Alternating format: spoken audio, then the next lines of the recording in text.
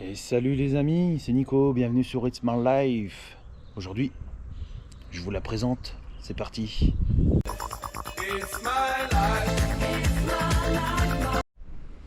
Alors, la petite présentation. Donc bon, forcément on a les miroirs qui vont bien. Pas trop de vibrations, bien éloigné, donc on voit assez loin, on va dire en arrière, les épaules gênent pas trop. Question commodo, il manque les warnings. Donc bon, appel de phare pour les pleins phares, les clignotants. Le petit pot de poète qui est en dessous. L'autre côté, on a forcément un coupe-circuit. Le démarreur qui est là. Et là ici, pour gérer les phares. Savoir que quand, enfin sur la mienne, je sais pas comment c'est sur les autres, mais sur la mienne, quand on la met en position éteint, ça éteint les feux de position quand même. Donc faites attention parce que ça éteint les feux de position à l'arrière, mais le phare à l'avant fonctionne. Le feu de position avant est éteint. Là ici, les feux de position sont allumés. Feu de croisement aussi. Le feu de croisement reste constamment allumé, sauf quand ici on met en plein phare. Il faut que là ce soit en plein phare aussi. S'il est sur phare, j'ai remarqué que quand on mettait ici en plein phare et que là on laissait en phare, on avait une petite baisse de tension. Donc certains ont par moment le fil qui brûle à l'intérieur du phare, certainement dû à la baisse de tension, donc il doit avoir une fuite de courant. Moi je vous conseille de laisser tout le temps en plein phare ici et de gérer vos feux de croisement et vos pleins phares là. Moi c'est comme ça que je fais et j'ai jamais eu de problème. Comme vous voyez, 9310 km, elle a eu 1 an il y a 2 ans. J'ai donc ajouté témoin de rapport engagé, qui a été d'une grande aide pour moi étant donné que c'est ma première moto à boîte. J'ai constamment été en scooter et mobilette avant. Je vous expliquerai un peu mon historique. Point négatif, commodo, par moment les clignotants sont un petit peu capricieux. Pas hésiter à mettre du perlimpinpin pour dire de nettoyer les contacteurs pour qu'ils fonctionnent bien. Donc ensuite on a le témoin de réserve, diagnostic moteur, neutre, clignotant plein phare, contour et compteur de vitesse. Autre point négatif, il manque un compteur journalier à l'intérieur. Ça aurait été bien, parce que pour faire les calculs de ces parcours par rapport au plein, bon c'est un petit peu chiant, mais bon, quand le témoin de jauge à carburant se met à clignoter, on a encore le temps de faire plus de 50 km. Je vais pas dire avant la panne parce que j'ai jamais été jusqu'à la panne sèche, mais bon voilà, on a le temps. J'irai même des fois 100 km, ça m'est arrivé de faire presque 100 km avant de la sentir brouter la mémère. Ensuite, donc bon, moi j'ai donc ajouté la bulle. Bon, ça a été principalement pour essayer d'avoir un peu plus de protection, mais la bulle permet de protéger jusqu'à la hauteur du menton du casque, quoi.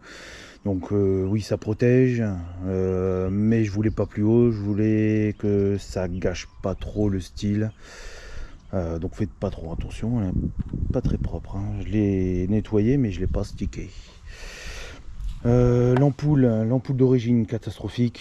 Moi qui roule à longueur d'année, hein, même l'hiver, quand on croise des voitures forcément qui éclairent plus fort, et encore pire quand c'est à LED, on voit plus du tout. Là où nous on éclaire et on est ébloui et on roule vraiment à l'aveugle, cette ampoule là fonctionne très bien. Je l'ai pris avec le style, hop, je l'ai allumé, hop, jaune, qui donne un style un petit peu plus rétro. Donc phare et plein phare c'est blanc et ça éclaire vraiment beaucoup mieux. Donc voilà, suspension avant, ça fait le taf, un petit peu mou on va dire peut-être à basse vitesse, mais en roulant en vitesse normale, dès qu'on a 50, 70, 80 et au-dessus, elle travaille bien. Les disques, c'est du 300 mm si je dis pas de bêtises. Pareil, super, j'ai pas à me plaindre, fonctionne très bien. Sur mon scooter précédent, j'avais un double disque à l'avant de 240 il me semble que j'avais, ou 260, et qui travaille aussi bien que celle que j'avais avant. J'ai ajouté ça, toujours pour le style. Et bon, ça sert accessoirement, on va dire en cas de chute, pour éviter que le moteur prenne.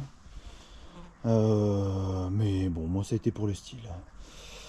Donc oui, j'ai ajouté ça aussi. Certains ne vont pas aimer, vont trouver ça moche. Moi j'ai pas fait pour que ce soit beau, j'ai fait pour que ce soit pratique. Lors de balade, bon là, comme j'ai passé un petit coup de jet d'eau, c'est un petit peu humide à l'intérieur. Je vais me laisser ouvert pour que ça ventile. Mais en cas de route, on met le GPS dedans, ça roule et puis c'est pratique, quoi. Je vois très bien le GPS, je vois bien le compteur. Il n'y a pas de souci. Ça a été fixé là. Donc j'ai mis une rondelle en caoutchouc. Bon, elle est écrasée, on le voit. Mais c'est pareil, ça fonctionne bien, ça tient bien, ça bouge pas. Faire attention de ne pas s'appuyer dessus pour pas le tordre. Après, bon, pour mettre le carburant, on tourne le guidon et puis hop, c'est parti. Hein. Donc oui, la trappe, donc sur charnière. Hein. Donc bien enfoncé pour bien clipser, pour l'ouvrir, pas de souci. Tout fonctionne bien, je vais pas à me plaindre. Donc voilà, ensuite boîte de vitesse, les vitesses passent tranquillement, c'est une boîte 5. Les rapports, donc ah oui, je vais vous expliquer, hein, la 1, 2, 3 ont été pour moi d'origine courte. La 4 et la 5 bien étagées. Alors d'origine, pignon de 14. Et là ici à l'arrière, pignon, enfin couronne de 45. Et ouais, donc trop court pour moi. 1, 2, 3, c'était pas agréable, il fallait vite passer les vitesses. Du coup, j'ai modifié, j'ai changé le kitchen là, donc on est le 10 mai, hein, ouais. Et donc je l'ai changé hier avec mon popo. On a bricolé ensemble. Et donc je suis passé en 16 et en 50 en arrière. Donc la chaîne a dû être allongée. Alors la chaîne, un petit conseil, là j'ai pris une 122 maillons. Si vous mettez la même config que moi, prenez une 124 parce que je suis tout pile en fond de bras oscillants. Hein. Franchement, la tâche rapide et la dernière goupille est vraiment passée pile poil. J'ai à peine eu à faire un demi-tour pour dire de serrer, faire attention de chaîne, mais voilà, j'ai envie de dire que 2 maillons de plus pour dire de pouvoir se régler à peu près au milieu, ça aurait pas été un mal. Donc ensuite j'ai rajouté le porte-bagages avec les sacoches, donc toujours de la marque hein, Orcal, hein. Et les sacoches couleur sel, ça ressort bien, c'est nickel chrome pour moi. Je suis très content, je mets énormément de choses dedans, donc j'ai un côté où j'ai tous mes accessoires, donc vêtements de pluie, des gants plus gros, le pantalon d'hiver, des gants de rechange aussi, hein, ouais, bon c'est tout ce qui est accessoire pour le pilote. Et donc le porte-paquet, avant j'avais le top case, mais ouais ça me gênait. Pour dire de monter, descendre, étant donné que j'ai des soucis, j'ai des douleurs à mon pied, je l'ai enlevé et c'est mieux comme ça. Petite bricole que j'ai dû faire aussi, c'est j'ai dû rajouter des pattes pour allonger les clignotants parce que ça venait frotter sur le sac et les sacs encore je devais les pousser, ils étaient à la limite de la suspension ici, donc ça abîmait aussi derrière le sac. Donc pareil, ça on l'a fait hier quand on a fait le kitchen avec mon popo. Oups. Et donc voilà, le porte-bagages avec les porte-paquets et les paquets. Dans le paquet là, bon je mets tout ce qui est pour la meule, donc les outils, pour dire de retourner la kitchen s'il faut. Pour remonter, enfin il y a des jeux de clés, hein, remonter des pièces qui auraient pu se desserrer, j'ai tout dedans, on fait du plus qu'à ouvrir et j'ai toute ma malle, un petit bidon d'huile, des chiffons, et puis c'est très bien. Donc pot d'origine, alors c'est, j'ai pas dit, c'est une Euro 5 injection. Alors sur certains sites, les premiers, on avait donc un carburateur, les Euro 1, 2, 3, Enfin, je ne sais même pas s'il y avait un ou deux. Mais on va dire les premières versions, c'était à carburateur. Ils annonçaient 9,7 chevaux, 10 peut-être quelque chose, 10,5 ou 10,7. Bon voilà, là injection, on est quelque part aussi aux alentours de 10 chevaux. Sur un essai moto qu'il y a pu avoir sur un site au Moto Plus ou un truc comme ça, je sais plus, ou Motomag, enfin bref. Ils l'ont essayé sur banc, ils ont dit qu'ils avaient eu 11 chevaux, donc bon, on va pas chipoter pour quelques chevaux, c'est une 125, hein. Enfin bon, je chipote pas, mais bon, comme toutes les 125, on aimerait bien avoir plus quand même. J'ai ajouté ça aussi. J'ai ajouté ça aussi. Alors c'était pas dans une quête d'avoir plus de chevaux, hein, malgré que ça en fait partie aussi, mais la raison première était d'avoir des économies donc de carburant. Donc ce reniflard là en fait je l'ai remplacé parce qu'en fait d'origine il y a une durite qui vient donc au carter d'huile pour aspirer les vapeurs d'huile. Ici on a normalement un déshuileur, on va dire, hein, un reniflard donc de carter d'huile, et ensuite là c'est réinjecté dans l'admission d'air. Et ici on a une petite durite en fait qui vient garder, décanter l'huile ou les vapeurs qu'il peut y avoir dedans, hein, de carburant. Et en lavant la moto en fait il a cassé, donc quand il a cassé j'ai remplacé par ça. C'est ce que j'ai trouvé de plus rapide, parce que pour avoir cette petite partie là de reniflard d'air, il fallait commander l'admission d'air complet. Et en fait, en mettant ça, donc bon, les vapeurs d'huile, forcément, enfin les vapeurs d'huile et puis peut-être de gaz, d'essence sont évacuées par lui. Et j'ai mis un bouchon. Et étant donné que je n'aspire plus d'air chaud, et que j'aspire de l'air plus propre en fait, hein, et j'ai remarqué qu'en faisant ça j'avais gagné des chevaux quand même, j'avais gagné de la puissance. Comme je disais, d'origine la 1, 2, 3 était vraiment courte, donc pas de difficulté à arriver au rupteur, alors que la 4 elle, j'arrivais à tirer jusque 8500, 8700 et des brouettes peut-être en descente. J'arrivais pas à aller plus loin que ça, et depuis que j'ai modifié donc cette petite pièce, le rupteur en 4e est possible maintenant. Donc il y a pour moi eu un mieux, pareil pour la 5, hein. Quand je poussais la 5, j'arrivais pas à dépasser les 8000 tours minute. Et depuis que j'ai mis ça, alors j'ai jamais poussé à fond, mais dernière nouvelle, j'arrivais à 8500, un peu plus de 8500 tours minute. Et il me semble que je devais être aux alentours de 110. Hein. Ensuite, ce que j'ai fait, alors petite amélioration, je me suis dit, bah tiens, étant donné qu'elle aspire de l'air frais, et que ça roule mieux, peut-être qu'il lui manque un petit peu d'air frais pour dire que ça puisse rouler peut-être un peu plus vite, ou que le moteur puisse peut-être un peu mieux respirer. Parce que je me disais que lui, il crée une perte de charge par rapport à ce que le moteur, quand il descend, il aspire. Et donc au début, je voulais retirer ça. Donc en retirant ça, effectivement, j'avais remarqué qu'il y avait un gain, mais ça faisait un bruit du tonnerre. Moi, je cherche pas à faire un bruit du tonnerre, je cherche juste à faire un petit rond. Hein. Et donc comme j'avais quand même remarqué un gain de réactivité, pour pouvoir aspirer plus d'air sans vraiment faire plus de bruit, j'ai découpé là sur le côté, j'ai créé une ouverture. Donc si ça peut aider aussi certains peut-être à améliorer votre engin sans faire énormément de bruit, ça c'était un bon compromis.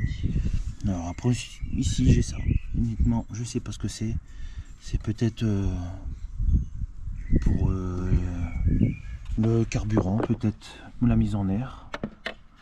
Alors hop, on va remboîter ça. Tac tac. Alors pas de rangement sous la selle. Enfin elle n'a pas de rangement du tout, hein. C'est pour ça que j'ai acheté les sacoches, parce que pas de rangement sur la selle. D'ailleurs, pour enlever la selle, hein, il faut dévisser ici sur le côté et là aussi. Alors avant, d'origine, c'était les poignées, hein. Je verrai pour mettre des photos pour que vous puissiez voir comment elle était d'origine. Mais oui, il fallait dévisser ça pour pouvoir enlever la selle, mais bon, il n'y a rien à mettre dedans. Là ici, touc, vous avez la batterie et une petite trousse à outils ici. Là, je ne sais pas, j'ai jamais regardé. Et pour le moment, ça ne m'intéresse pas. Donc la moto a 1 an, hein. Donc pour le moment, ça paraît, c'est d'origine, hein. Donc bon, à savoir que je roule, comme je l'ai dit, été comme hiver, hein. Donc j'ai jamais eu besoin de recharger la batterie. Allez. A few moments later. Tac, tac, tac, clic et clic. Démarrage au clic, ça c'est bien. Alors si, ça m'est arrivé de l'utiliser 2 fois. Parce que point noir, des fois j'ai remarqué que quand je mettais le Newman, il devait avoir un fond contact dedans, le neutre est resté allumé. Donc en fait ça me vidait la batterie et bon, le kick m'a sauvé la vie déjà 2 fois. Ensuite, deuxième point noir, donc ben bon, malgré ces 9000 km, deuxième point noir, et je crois que c'était le pire des points noirs que j'ai pu avoir, c'était la chaîne d'origine.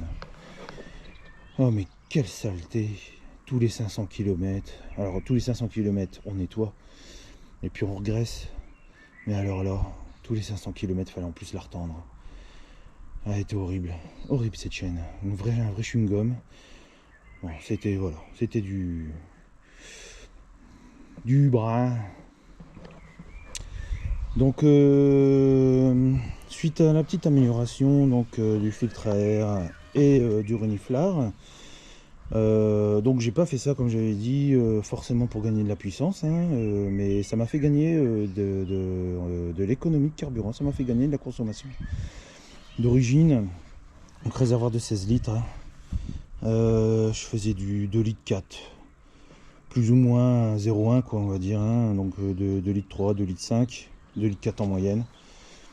Depuis que j'ai fait ça, donc avec la chaîne, le pignon et la couronne d'origine, j'étais à 2 litres, 2 litres 1, 2 litres au 100 depuis que j'ai fait la modif là. Là j'ai allongé, alors certains allongent, mettent un pignon de 15 mais ils gardent le 45 à l'arrière, mais ça fait une augmentation de 7% sur l'allonge.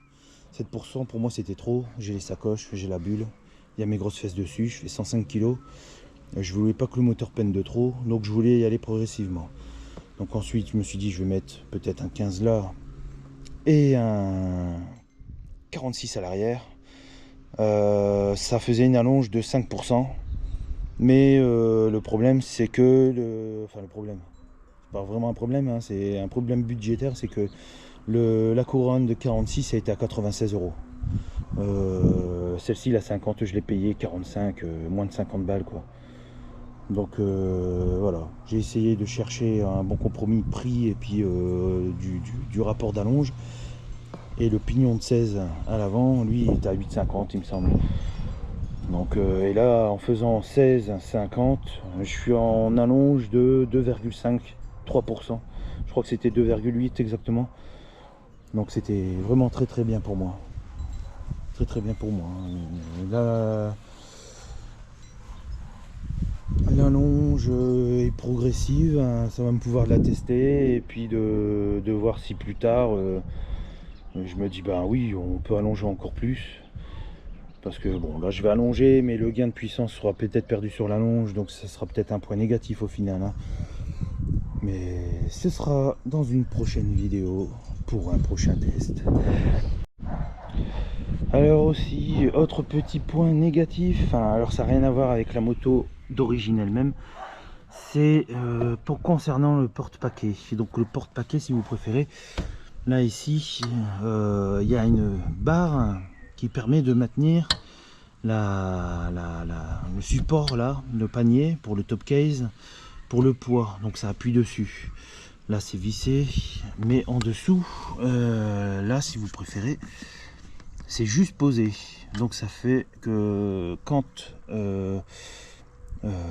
on circule vite et qu'il y a du poids dans le top case, forcément il y a l'effet de balancement hein, quand on prend les bosses, et en fait au bout d'un moment lui comme il était uniquement en appui faisait des mouvements vers le haut et ça venait donc fissurer, casser ici le tube qui lui est fixé là de chaque côté.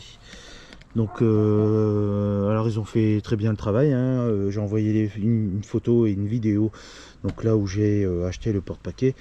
J'ai montré donc le premier qu'il y avait, ils m'en ont renvoyé un nouveau.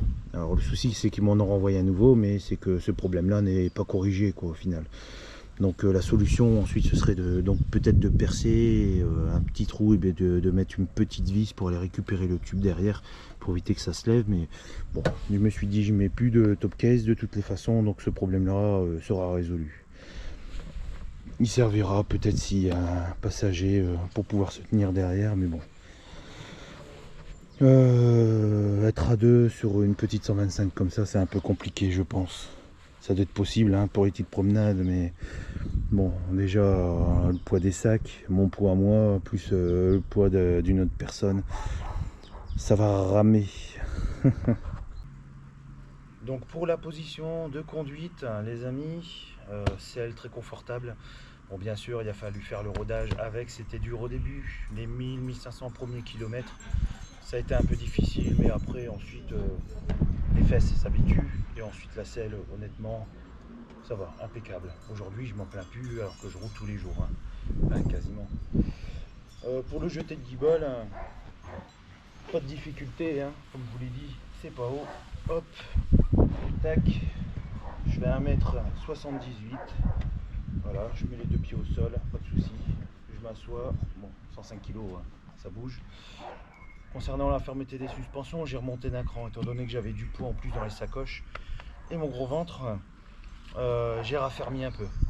J'ai roulé la moitié du temps non renfermé, c'était bien confortable aussi. C'était mou, mais je préfère quand c'est un petit peu plus dur, notamment quand on prend les virages. Ça permet d'avoir un peu plus de précision. Puis bon, ensuite, question conduite, voilà, on a le dos bien droit. On a accès facilement aux poignets, alors les poignets oui sont pas réglables non plus. Ça c'est un point négatif, mais bon c'est du pas cher hein. La béquille latérale, la béquille centrale et la pédale de frein un petit peu molle.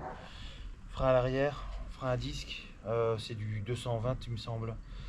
Ça freine bien, ça freine comme un frein arrière, c'est mieux qu'un frein à tambour, mais ça freine bien quand même. En tout cas, j'ai pas à m'en plaindre, ça ralentit. Et voilà les amis, la petite vidéo est terminée. J'espère qu'elle vous aura plu. Ça vous aura permis de vous présenter ma petite chocole. Allez les amis, ciao ciao. It's my life.